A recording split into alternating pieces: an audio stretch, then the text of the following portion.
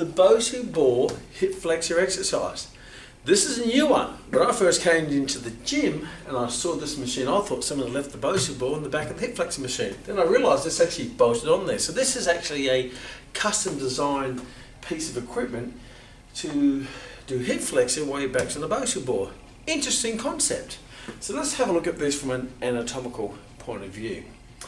First of all, why do people do a hip flexor exercise, even before you even consider the Bosu ball being on the back here? Well, the main reason why people do a hip flexor exercise is because they want to work their lower abdominals, or they want to flatten up their lower abdominal region, or they want to tone it up. So that's probably the main reason why people do the hip flexor exercise.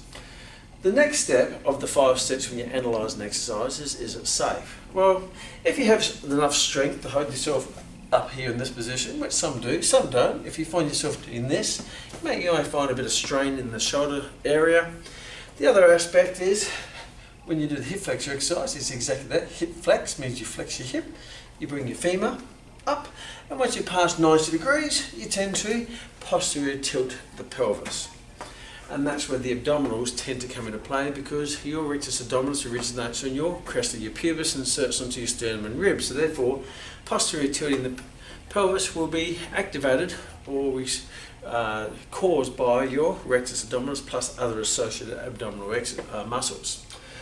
Challenge with that, if you do that repetitively, that posterior tilt tends to cause an anterior compression forces on your lumbar spine, particularly L4, L5 or L5S1. And that's probably the prime site for lower back injuries. That could lead to a herniated disc, a prolapsed disc, a bulging disc, all of those areas. Now, because it's not loaded, it's not going to be a major challenge, but if you do it repetitively or you have some history of lower back pain, it could irritate that particular region. The next is it functional? So if you look at function, how does it relate to daily life activities? What part of life do you hang in the air and you lift your hip up? So from a functional point of view, it is a massive stretch to even look at any form of relative application to daily life activities. I can't even imagine maybe if you're competing in the Olympics on the Roman rings and you bring your legs up, but there's going to be far better choices for you than hopping on this machine. So from a functional, very low score.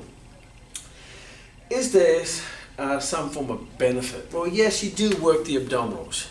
You know, hanging up here, lifting your hip up, lifting your femur up and down, you're going to get some muscle activation. The other aspect is, from a benefit point of view, does it benefit the way you want it to benefit? For example, does it get fat off your tummy? Well, the answer to that is absolutely not. This is predominantly an anaerobic exercise that uses no small amount of energy, and a lot of that energy will come from phosphate energy system or the lactate energy system, using glycogen as a source of energy. You get a bit of a burn because you feel that that lactic acid building up in the muscle to the process of anaerobic glycolysis, which means you're not burning fat. So you're not going to be burning fat off your tummy by doing this exercise.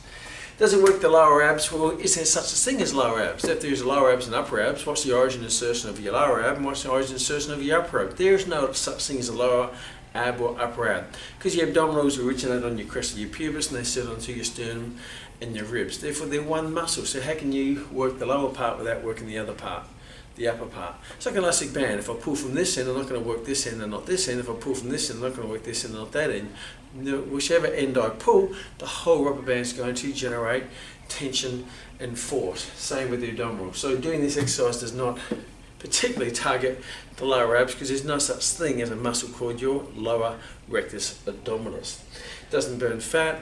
The amount of load that you're using is your legs, so it's not going to really be conducive to building a lot of muscle anyway. All you're doing is lifting your legs up in the air, getting a bit of a burn in your abdominal region.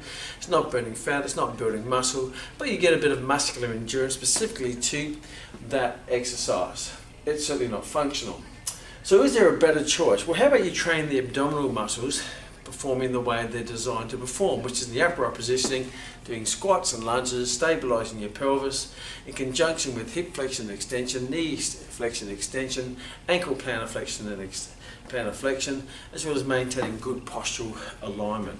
So this exercise, if you've got a rating of a scale when it comes to benefit, very low, functional, very low, safety, not unsafe, the application, very, very limited. And when you add a Bosu ball, why do you need stability between your back and the chair, you could say, the back of the chair, while you're lifting your legs? That all of a sudden I have greater stability just in case I fall off the machine.